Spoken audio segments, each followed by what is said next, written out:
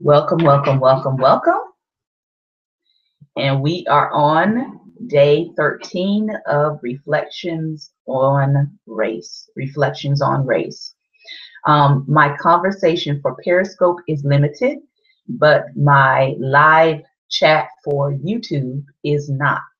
So if you're watching by Periscope, my conversation bar is limited to those I follow and those who follow me. If you would like to join in a live chat, you can also go to my YouTube page where I'm also live streaming there. And the YouTube page is Church Love 333. Again, that's Church Love 333. And the chat box is open on that page. So good morning. I'd like to welcome you back to my book talks. We're talking and reflecting on race. And our book talk thus far for the next couple of weeks is White Like Me, Reflections on Race from a Privileged Son by Tim Wise. Tim Wise is one of the most prominent anti-racist activists in the United States. He's the author of 5 books, and he's a frequent media commentator on racial issues. You have probably seen him on the news. You've probably seen him on CNN and other different news outlets.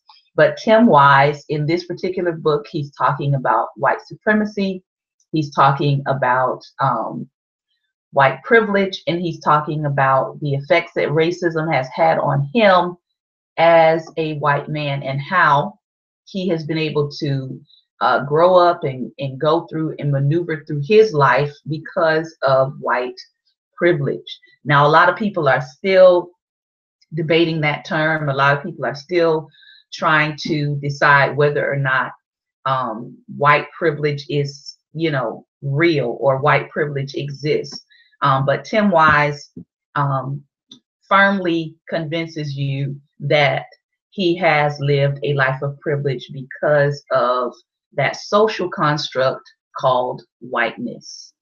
So that's where we are today. We are now picking up reading into his life, where he is talking about his college experiences and the things he was able to get away with in college, as well as how he was getting further involved in anti-racism activism and dealing with what happened when he got involved with apartheid efforts and really understanding what was happening in South Africa and how that tied into what was happening in the United States. So if you see me looking from side to side, it's because I'm live streaming also through YouTube. So I want to make sure that I'm also talking to both audiences here.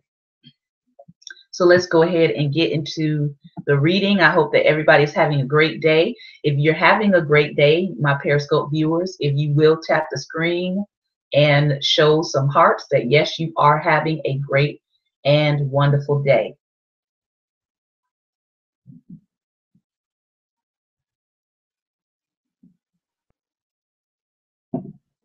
And of course, I understand if you're watching through the web or you are watching through Twitter that you can't comment or respond. So I totally understand that.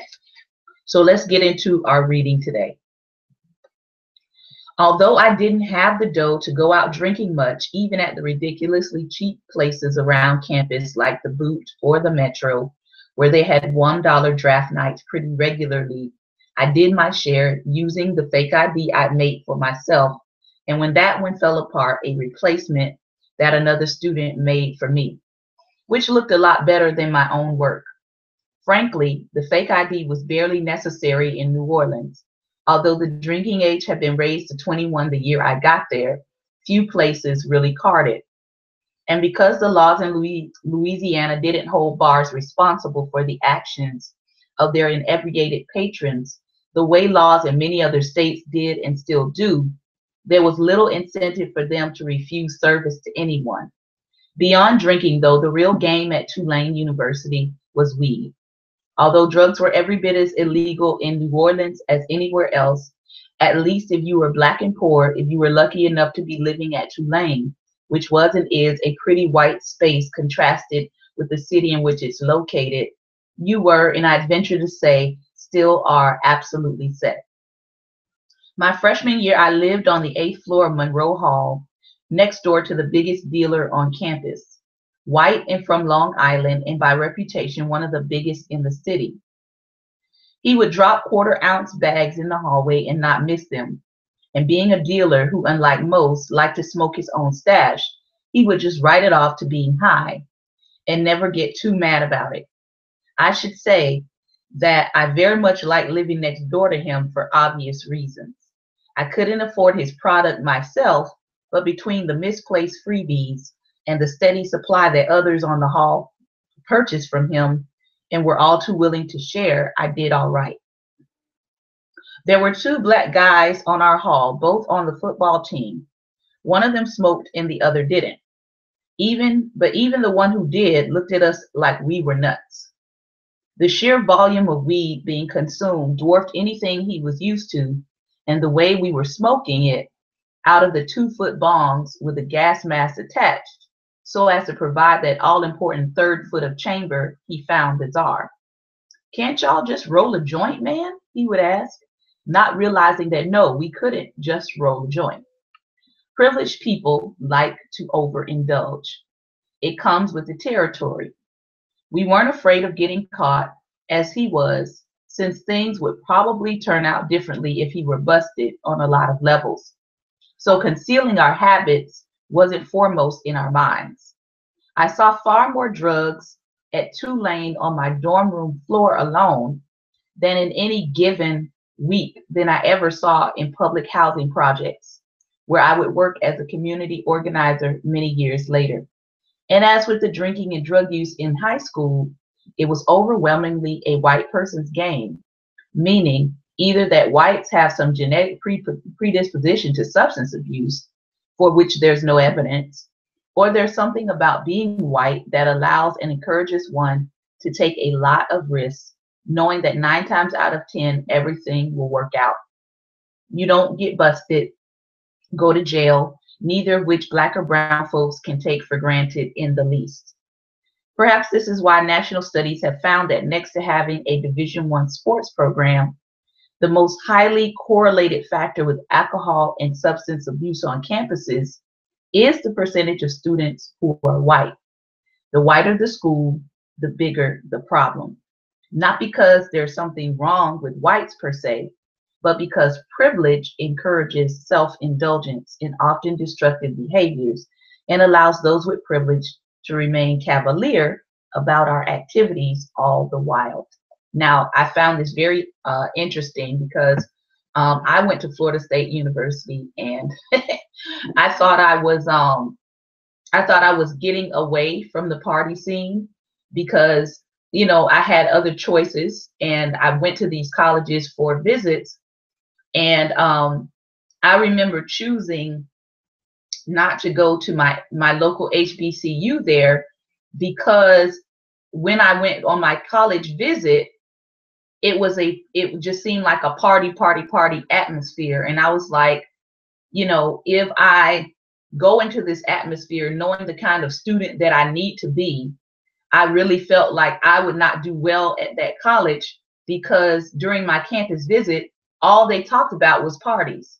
All they talked about was how much fun they're having. All they talked about was, all of the Greek activities and social events that would be available. And I was like, well, I didn't come to college to go to social events. I came to college to learn and earn my degree. So I chose not to go to my local HBCU, and I chose to go to Florida State instead. Well, what I did not realize at the time, even as Tim is attesting here, is that at the time I went to Florida State, which was 1995, I think they had just won a championship or something like that for football. But then in 1995, I don't know if it's true now, but Florida State was ranked the #1 party school in the nation. So what I thought I was getting away from, I actually wound up going right into, which was this whole like he said, this party scene in college. Now, it was ranked the #1 party school in the nation again, and it correlated to the percentage of students on campus that were white, that were drinkers.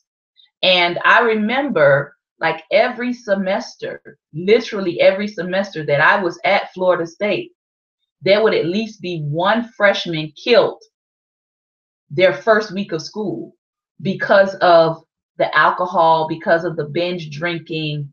There were students that would be drunk and they would walk out in the middle of ongoing traffic and be killed. And this was like in the first week of the semester orientation.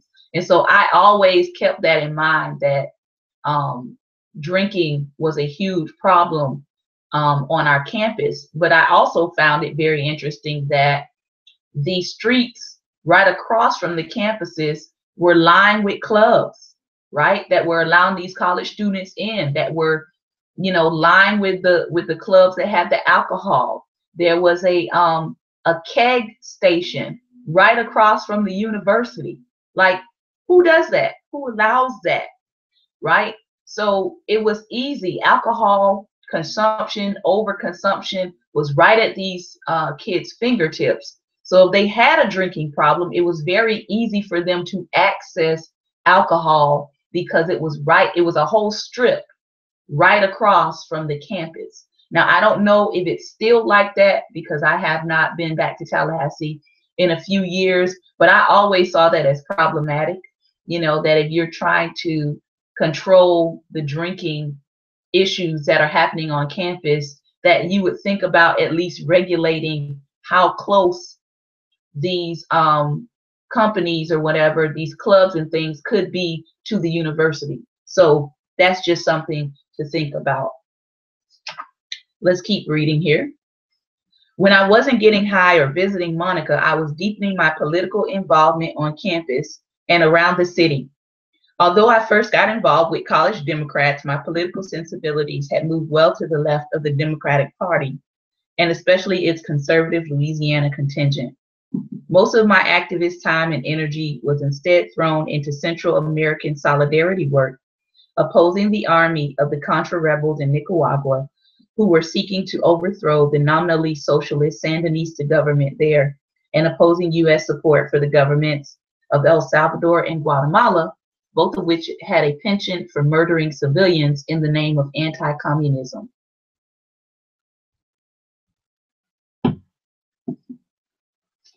In the case of Guatemala, its dictator in the early 80s had been Efrain Rios Montt, whom Ronald Reagan insisted had gotten a bum rap on human rights and was dedicated to social justice despite his policies of bombing peasant communities and other atrocities, which ultimately took the lives in his term alone of over 20,000 Guatemalans. When I wrote an essay on the matter for the campus paper in the first semester of my freshman year, I received my very first, though certainly not my last, death threat.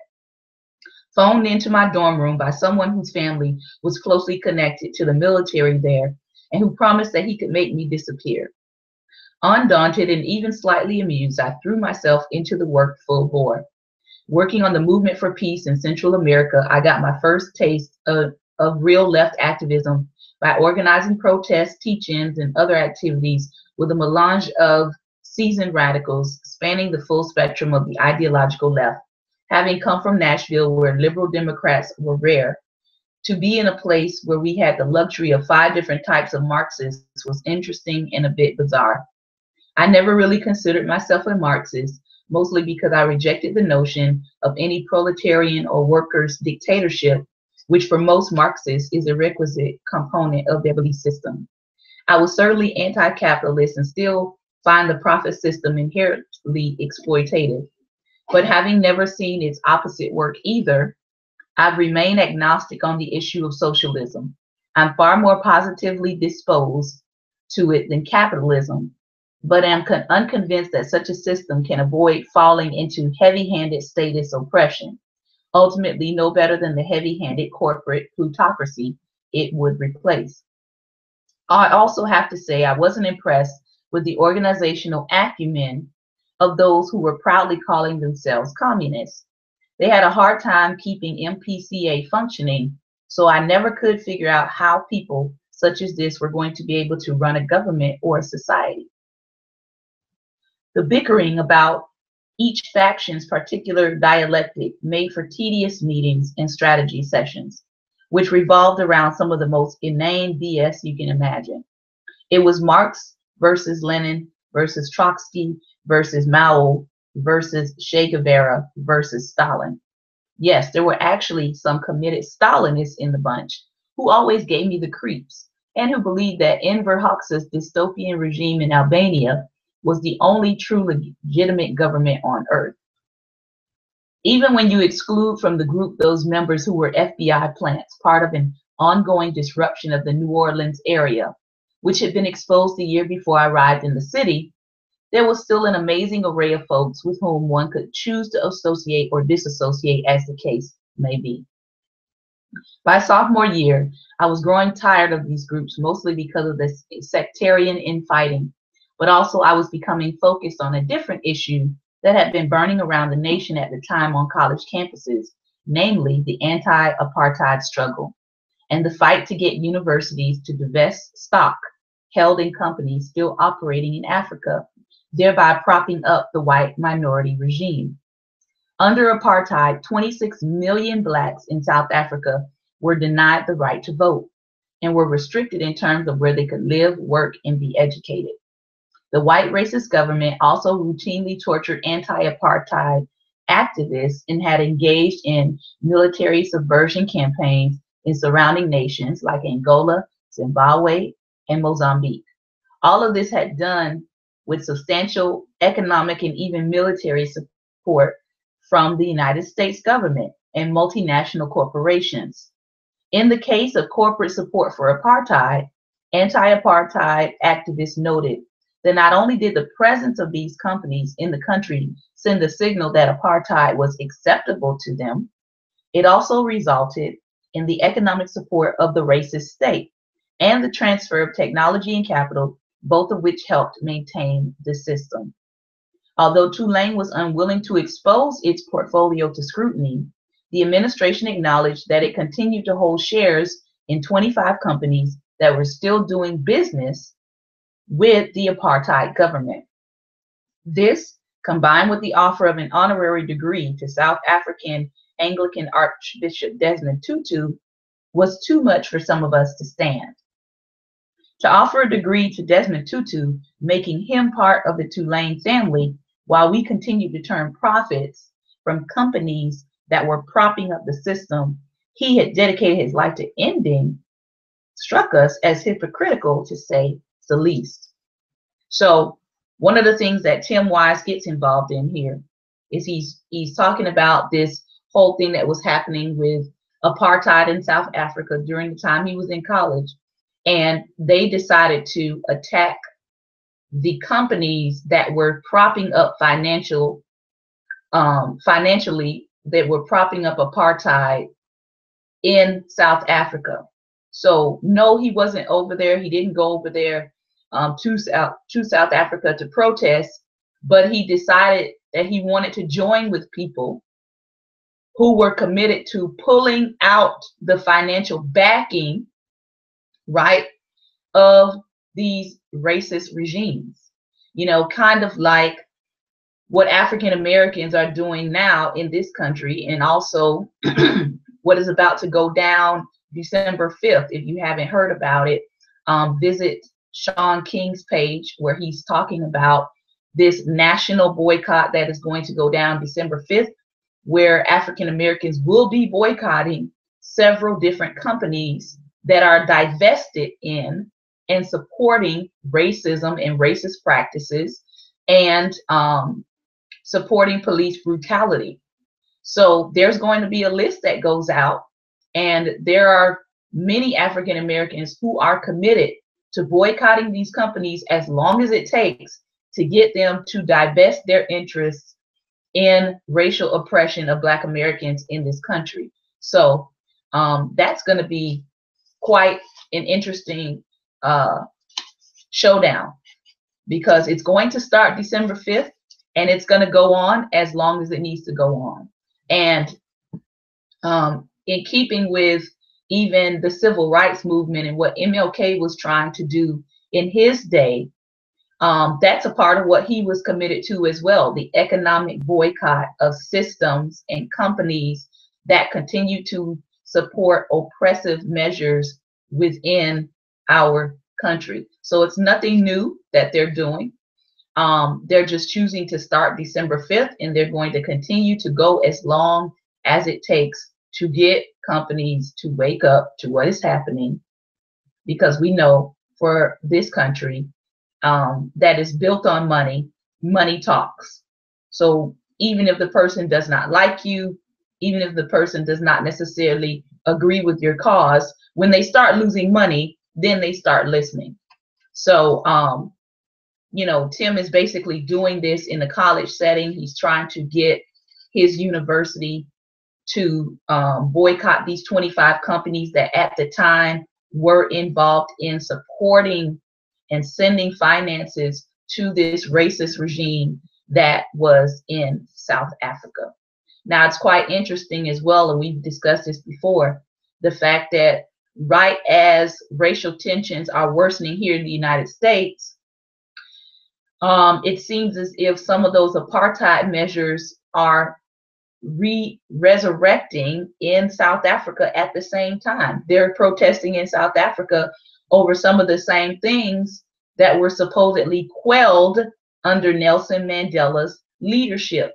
Now they're seeing those same kinds of behaviors begin to reappear in the people, to reappear in the structures. And I always say that sometimes leaders come in and they suppress what has been going on rather than really dealing with it and getting to the root of the issue. Because, hey, Nelson Mandela's gone now, and they have new leadership, but yet you still see some of the same kinds of oppression happening. So their college students are raising up and rising up in South Africa as well. So let us continue reading. In March 1988, a coalition of organizations joined forces to form the Two-Lane Alliance Against Apartheid. The alliance made 3 demands. Number 1, divest from companies doing business in South Africa. The creation, number 2, the creation of African American Studies Department at Tulane. And number 3, the intensification of affirmative action efforts, both for student recruitment and faculty hiring. The last of these was especially necessary since the 1987-88 academic year, there were no African American faculty in the College of Arts and Sciences or Newcomb College, the 2 principal undergraduate schools at Tulane.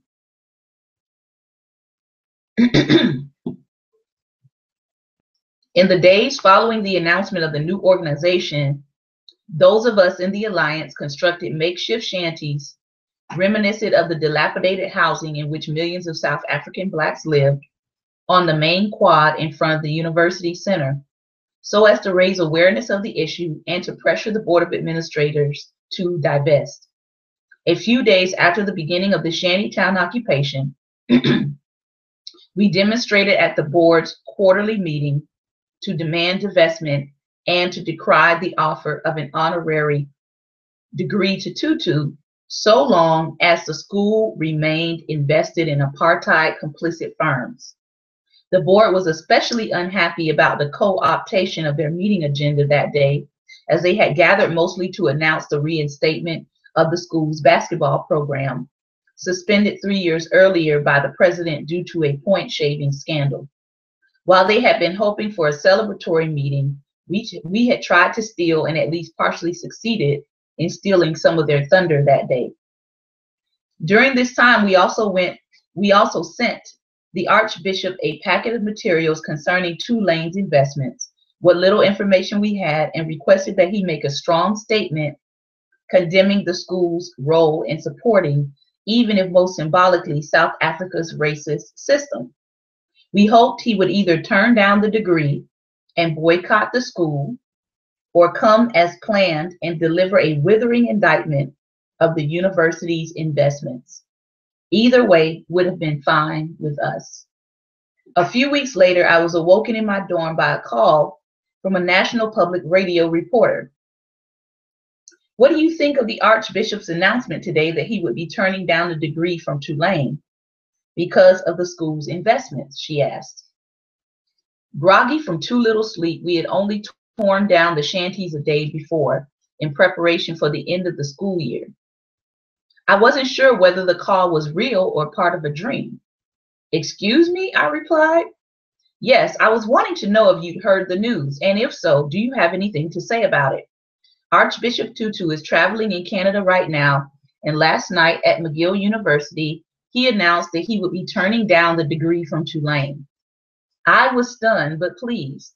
The administration was shaken as news spread worldwide of Tutu's boycott, and a few days later, his subsequent announcement that he would return all honorary degrees he had ever accepted from schools with investment in South Africa unless they divested fully within 1 year. Clearly, the university had been denied the moment they had hoped for, in which Tutu would be honored by the school and thereby lend anti-apartheid cover for their otherwise morally indefensible investment practices. Although Tutu's boycott didn't change the board's mind about divesting from these companies, we anticipated that upon returning to campus in the fall, the movement would hit the ground running, having obtained such a high-profile victory. As it turned out, our optimism in this regard was entirely misplaced. Summer sapped the energy of the movement considerably as several of the key movers within the group graduated. Although I returned as a junior and there were others of the original membership back that next year, we struggled from the outset to replicate the success of the previous semester. Membership waned and our direction seemed unclear. Although we continued to educate the university community about South Africa and the role of corporations in propping up the apartheid system, we stalled when it came to making any progress with the board. Most importantly, the organization that in that second year became almost entirely white. And the alliance between the mostly white activists and Black-led organizations that had created the movement in the first place fell apart entirely in a quiet but noticeable fashion.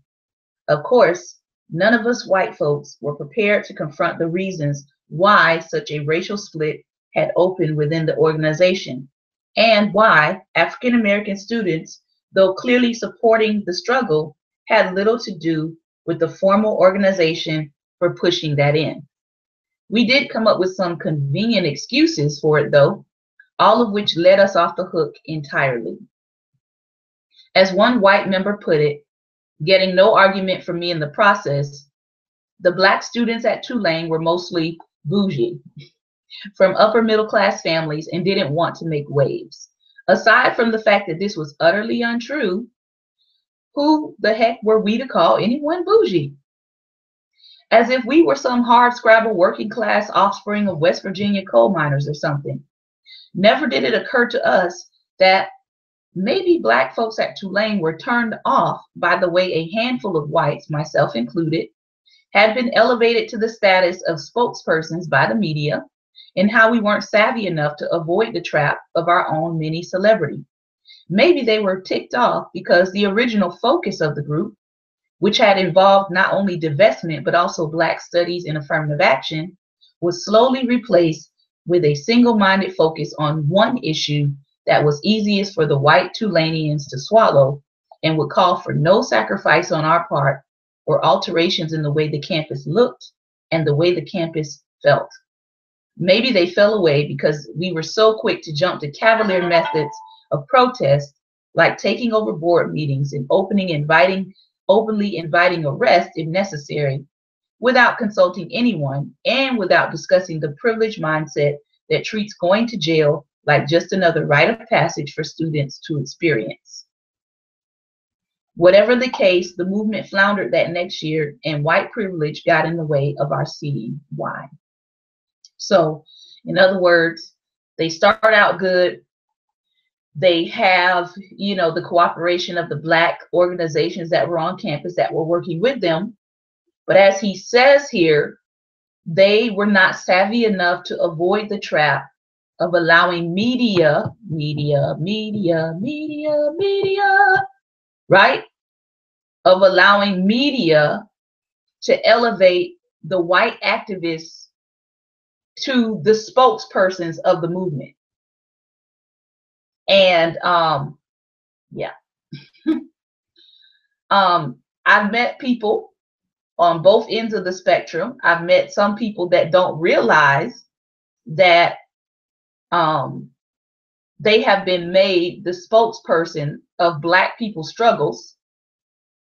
And then I have, on the other hand, you have white allies who do recognize when they're being made the front person of a struggle that they're only supposed to be supporting.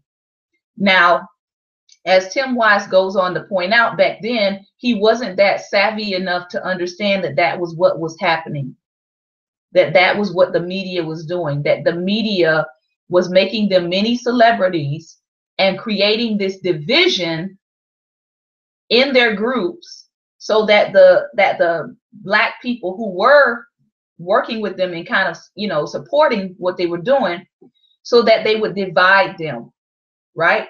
That's what happened. And then it took the focus off of, once they elevated the white allies, right? Once they elevated them to being the spokespersons of Black people's struggle, then they were able to move the agenda away from, like he said, the other two pieces, which were including a Black Studies program at the university and making sure that they had more African American faculty. So once they shifted who the spokespeople were, the other pieces of their agenda, right, got lost in this celebrity, and then their group only began to focus on the apartheid issue, which was happening in another country. And if you're not careful, especially if you are a white person working with Black people in America, one thing that he points out that is important: if you're not careful, you will forget the struggle or the issues that need to be addressed here in the United States, and you will entirely focus on issues that are happening in other countries.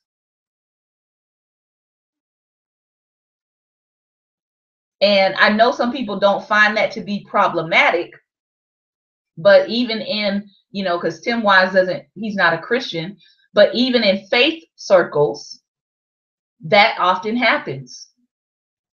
Like earlier in the reading, he was talking about, you know, places that are willing to, or churches that are willing to help African children, right? They will send all these resources there to other countries. They will send missionaries to other countries. They will build schools in other countries. But then you have neighborhoods and communities right around them that could use that same help that's right here in the United States. And they completely ignore that there is a community maybe 5 to 10 miles up the road that could use those same resources, you know, of sending help into blighted communities right here in the United States. So I think, you know, he has a very good point of saying how white privilege can get in the way when you are not understanding what the full picture is, and even how you may be used against your own movement, or trying to be of help to a group of people. The other part that he talks about here is, you know, he said that they were making decisions that for them it wasn't a big deal because of their white privilege. But for other students, as he said, jumping to these methods of protests, for example, like taking over board meetings, they might have been able to get away with that. Some of the Black students might have been expelled for the same behavior. Or, as he says, treating going to jail like just another rite of passage for students to experience. Well, in African American that has a record or some jail time that might affect them differently, right? In the future, depending on what charges they got, depending on how much time. So that could affect them in the future in a way that their white counterparts might not be affected. So Tim is basically saying, you know, these are things that they were doing, but they were not necessarily thinking holistically, not just, oh, I'm a white person and I can get away with some of these things, and I know I can get away with them, but I'm not paying attention to the other people who are in this struggle, to the other people who are doing this activism as well, that might not get the break that I would get if I use certain protest methods. So I think that is very good for him to point out. And we're going to continue reading. In the summer between my junior and senior years at Tulane, living back in Nashville, I worked for Greenpeace Action, the canvassing arm of the international environmental group, famous for its Save the Whales campaigns. I had worked there the previous summer too, and although the pay was lousy, the camaraderie of the group was worth the income. It was a relief just to be able to hang out with progressives in Nashville, few of whom I had known before those days. By that second summer, though, I was starting to have serious doubts about the work we were doing and even the people in the organization with whom I was working. Having thrown myself into the study of the civil rights movement in school the previous year, and having had the honor of meeting several movement legends at a conference held at Tulane in the spring of 1989, I was finding myself wondering why the environmental movement, and especially its overly white organizational arms like Greenpeace, said so little about environmental racism. What is environmental racism? Let me give you a example that has been across the news after about 2 years of it not being national news, was Flint, Michigan, and the poisoning of their waterways, and people having to bathe in, wash clothes in orange water. And to this day, they're still having to bring in fresh water. To this day, they still haven't fixed those pipes. To this day, the money is still being held up to fix the problem. That's environmental racism. People's bodies have been affected.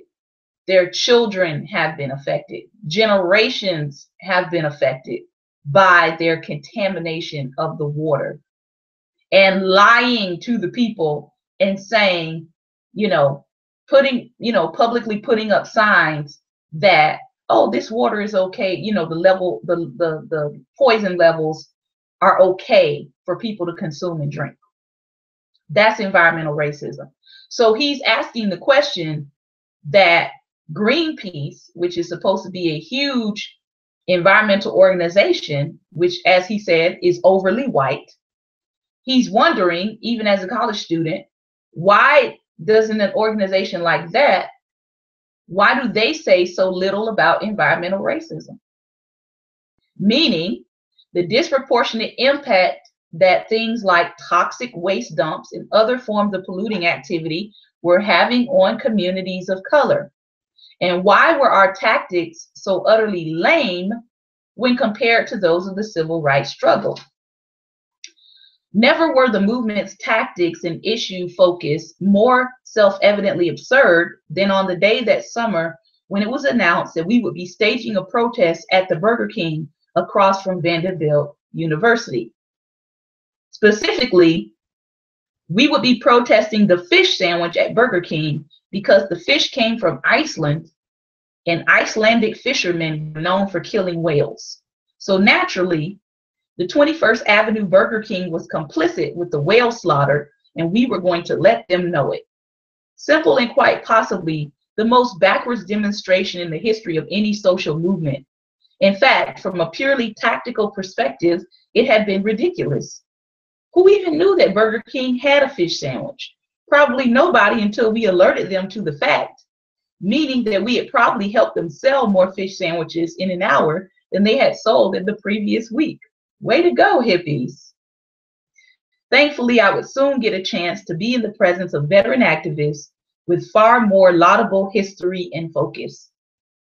That summer was the 25th anniversary of the Freedom Summer campaign in Mississippi, the voter registration, educational, and direct action effort organized by civil rights organizations to break the back of apartheid there.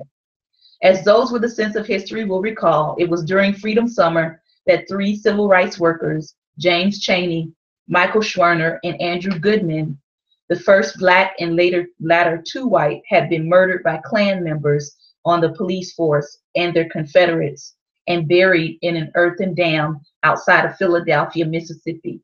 And what he's referring to is actually the storyline for Mississippi Burning, if you've ever seen that movie. If you have not, that's a movie that you need to see. They had not been found for roughly a month. An organization called the Philadelphia Coalition had formed to commemorate the anniversary and to renew the calls for justice that had long since been denied in the case, with several of the key participants in the murders never having been punished for their roles in the crime. Hearing of the commemoration and needing to connect to something more substantive than a fish sandwich protest, my mother and I decided to make the drive to Philadelphia. My mom had been just a bit too young to volunteer for Freedom Summer, though her heart had been with the effort, no doubt to the chagrin of her parents, who came from the "why do they have to go and stir things up" school of segregationists. They weren't bigots by a long shot. They just thought Dr. King and the others should have left well enough alone. In their world, whites and blacks had always gotten along so well. In some ways, perhaps, that ho-hum indifference had been almost worse than open displays of racist contempt. After all, to have heard your parents cast aspersion upon Dr. King could be seen as almost pathetic, given the towering greatness of the latter and the rather ordinary mediocrity of the former.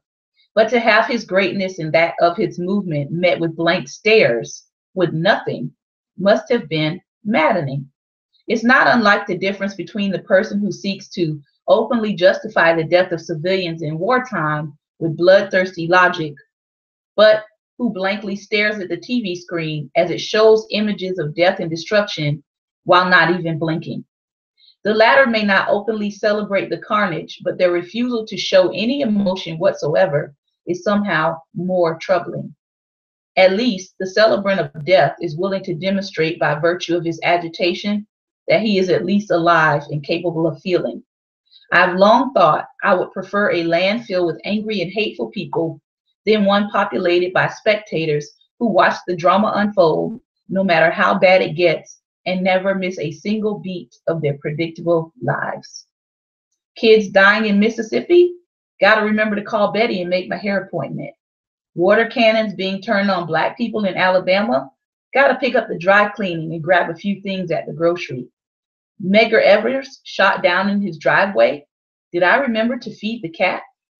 So he's talking about, even, you can see it even now in 2016. He's talking about the fact that while all of this grotesque, inhumane treatment is happening of people, there are still people in this country that are unbothered, unmoved, and literally go on like nothing is happening. And he was saying they were doing the same thing in MLK's day. You know, people were being murdered, people were being killed, people were being lynched, you know. But for the whites who had no sympathy, who had no empathy, you know, who basically wanted to just kind of go on about their business and not be concerned with what was happening around them, it was just another day for them, right? That's what he's describing here. Hair appointments, dry cleaning, feeding the cat were more important than taking a look at what was happening in society at that time. So he was basically, you know, saying, I would rather have people who are at least awake and emotional and show some form of emotion about what is occurring than people who just give you blank stares and look at their televisions all day and see stuff going down and they have absolutely no response. That's creepy. And I would actually happen to agree with him that you have become so desensitized to another person's suffering or another person's pain that it doesn't move you at all. So unfortunately, that's where we are in this country. We have those who are really either really passionate about what is happening and they want to do something about it and they want to be involved in the process of change. And then on the other hand, you have people who could care less because, hey, it's not affecting my family. It's not affecting me personally. So I don't have to get involved. And that's where we are. Let's keep reading as we're coming to a close here. So far as I know, the only reaction my grandmother ever had to the civil rights movement had been to express concern about shopping downtown during the sit-ins which hit Nashville in February 1960. She feared that the completely nonviolent black and white kids who were sitting at the lunch counters might riot, that the only folks threatening to riot were white segregationists, and that the only violence came from them as well didn't occur to her, nor did it alter her perceptions about who the good guys were and who the bad. Even her concern, feeling inconvenienced at the limitations placed upon her ability to shop downtown, spoke to her numbness. She hadn't expressed openly contemptuous remarks about the protesters, but simply viewed the whole episode as an inconvenience. At one of the most important moments in the history of her country, she, like so many of her compatriots, had no idea what was happening, nor had she particularly cared. But my mother had, and she had passed it on to me.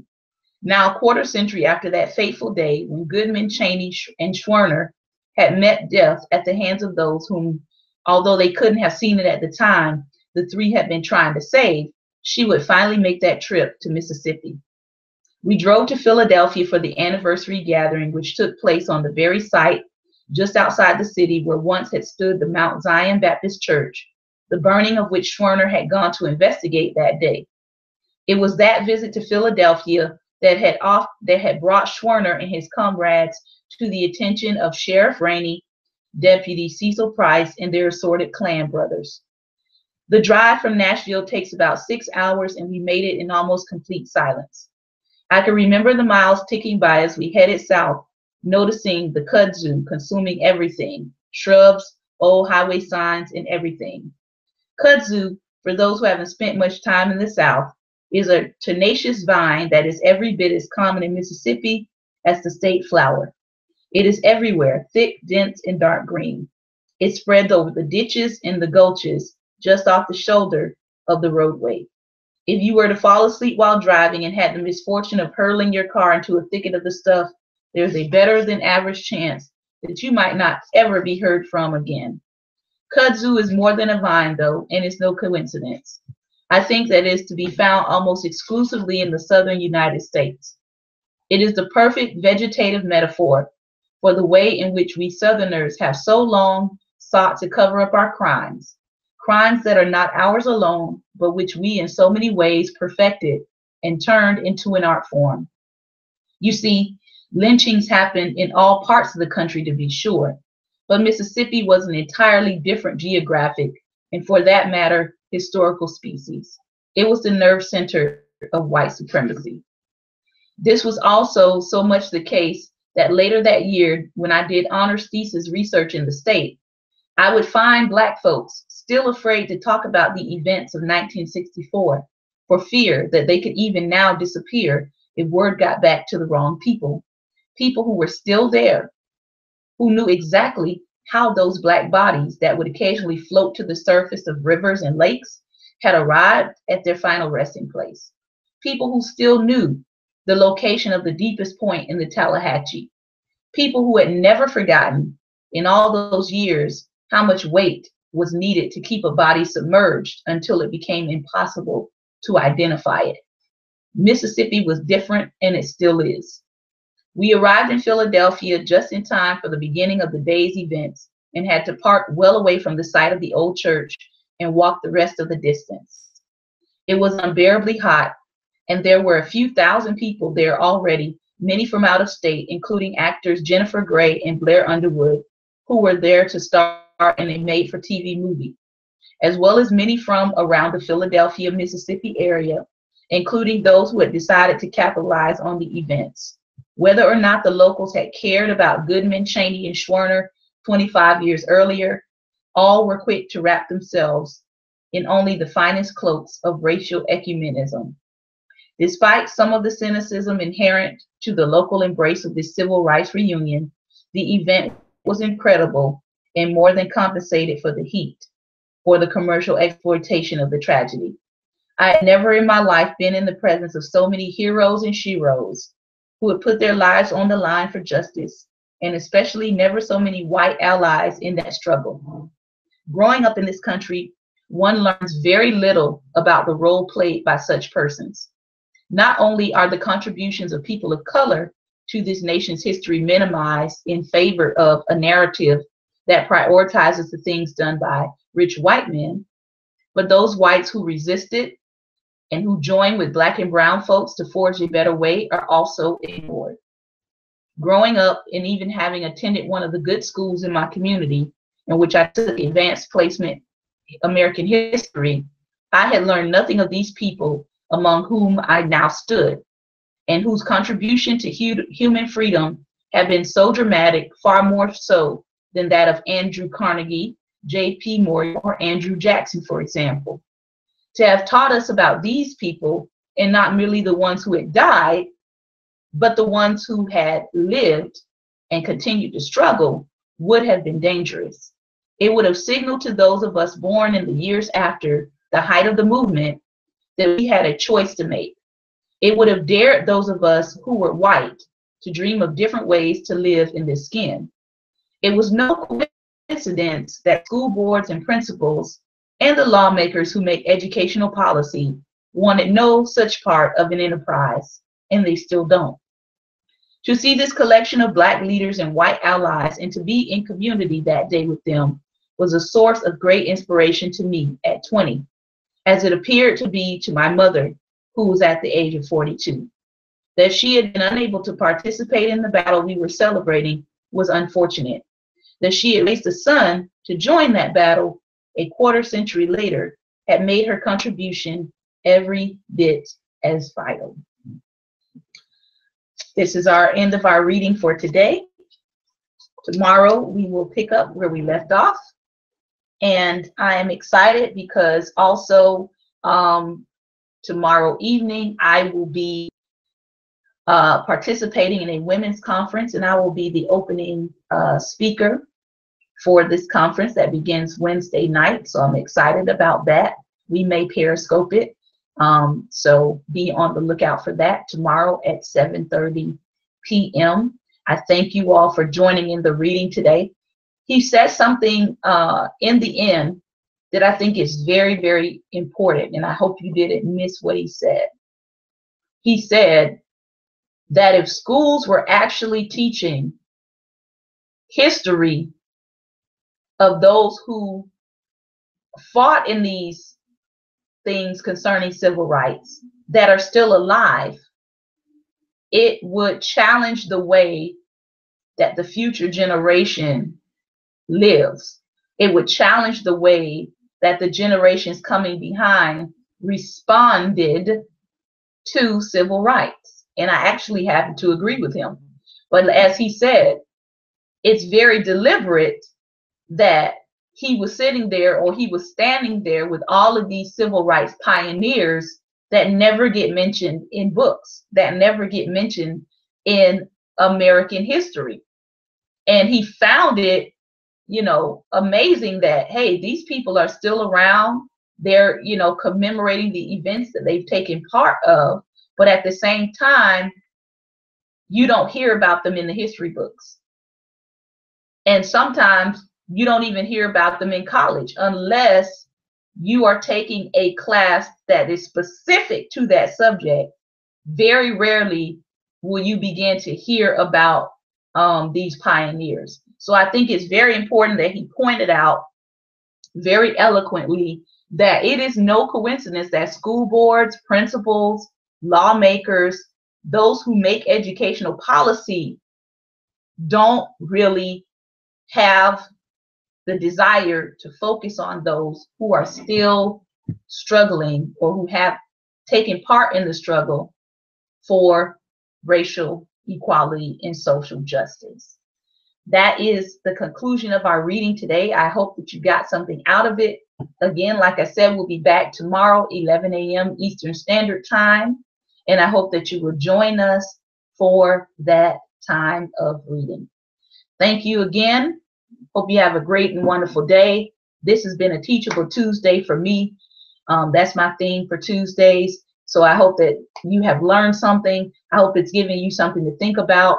If you are a person who's interested in organized boycotts, check out Shaun King on Facebook. He has a boycott that's going to begin December 5th, and he's got information on his page regarding that boycott. All right. Thank you for listening again. Take care and God bless.